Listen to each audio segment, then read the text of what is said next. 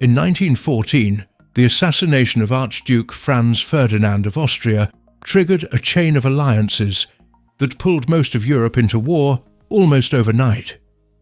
The United States stayed out initially, but after German submarines began sinking American ships, the US entered the war and began drafting men into the military. Doctors ran physical examinations on millions of recruits. What they found was unexpected. A significant portion of men were being rejected not for injuries or illness, but for enlarged thyroids. The thyroid is a gland in the throat, and when it swells, it creates a visible lump called a goiter. The problem was so widespread across the northern United States that the region had an unofficial name, the goiter belt. Goiters were not new. They appear in ancient Egyptian art, in Roman texts, and in old French paintings. They were so common throughout history that most people simply accepted them as a normal part of life, with no idea what caused them or what they meant. The same problem was devastating Switzerland.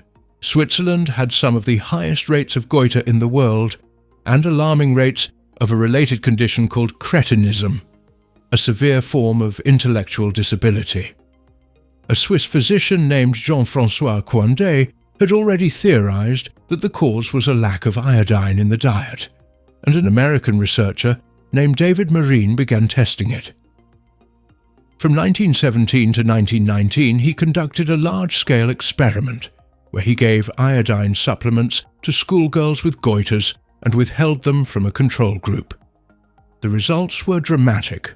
The girls receiving iodine saw their goiters shrink or disappear entirely, while the control group saw no change. It was the first controlled demonstration that goiter was a nutritional deficiency disease, not a mystery condition or a fact of life.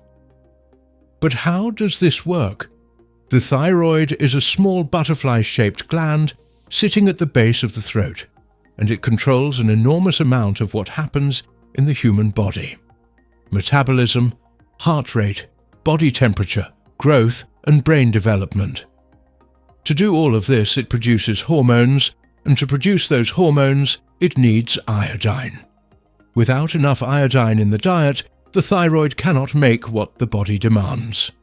It responds by growing larger, desperately trying to capture every trace of iodine from the bloodstream, and the result is the visible swelling of a goiter. Iodine itself is an element on the periodic table. In its pure form, it is a dark, almost metallic solid. In liquid, it turns into brown, and at high doses, it is toxic. But in the trace amounts the body requires, it is essential, something the human body cannot produce on its own and must obtain entirely from food.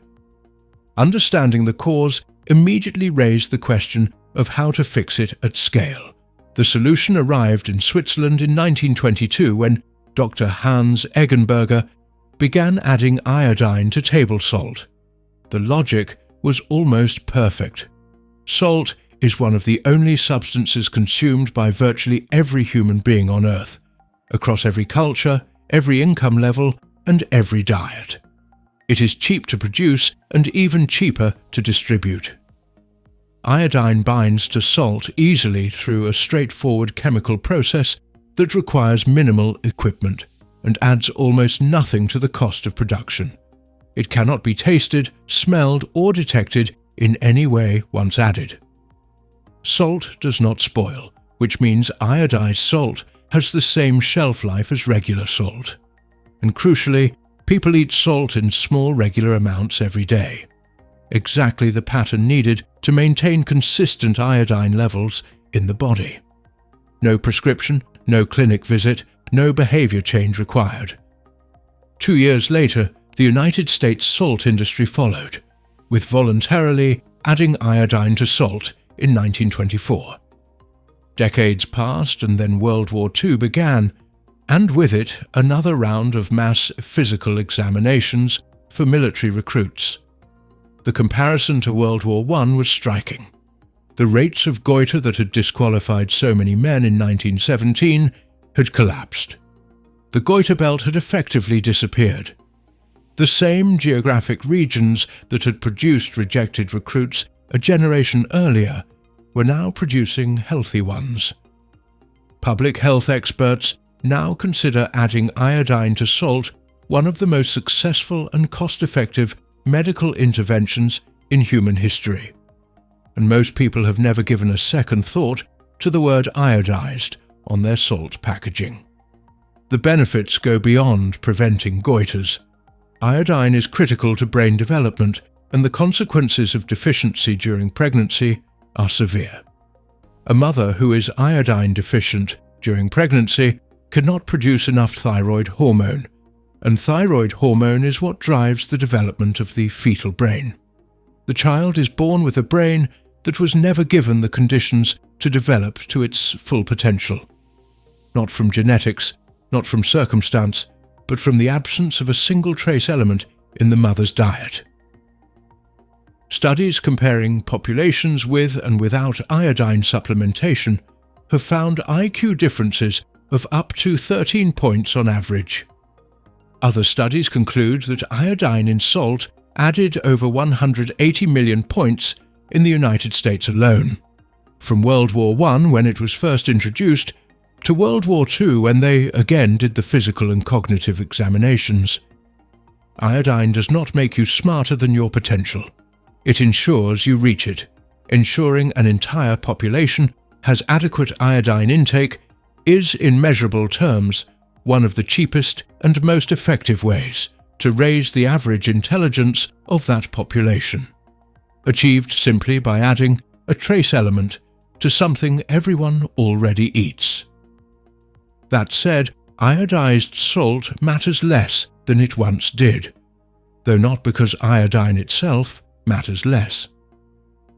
In the early 20th century, most people ate food grown or produced within a short distance of where they lived. If your soil and water were iodine poor, your entire diet was iodine poor. Today, global supply chains mean that regardless of where you live, your diet likely contains food from many different regions, dramatically increasing the chance that some of it is iodine-rich. Seafood is one of the best natural sources, as ocean water is rich in iodine and marine animals concentrated. That's also why Switzerland and the northern regions of the United States were originally problem areas, as they lacked seafood.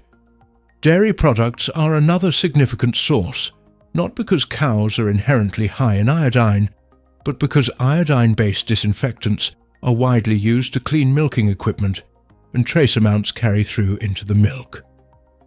Nowadays, the FDA recommends 150 micrograms of iodine per day for adults, rising to 220 during pregnancy. Click the video on your screen right now and I'll explain another everyday mystery you've wondered about your whole life but never thought to look up.